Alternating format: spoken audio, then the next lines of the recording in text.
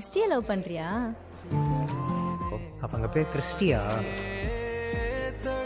Christina Aruldas.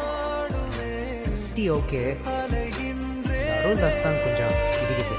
அப்போ Christina கதிர்வேலை வச்சுக்கலாமா?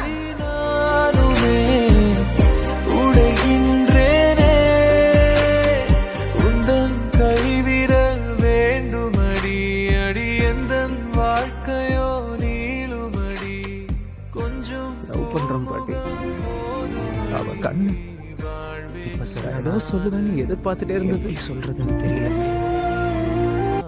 ஆனா என் மனசுல இருக்கிற ஆசையை சொல்றதுக்கு தைரியம் வரல.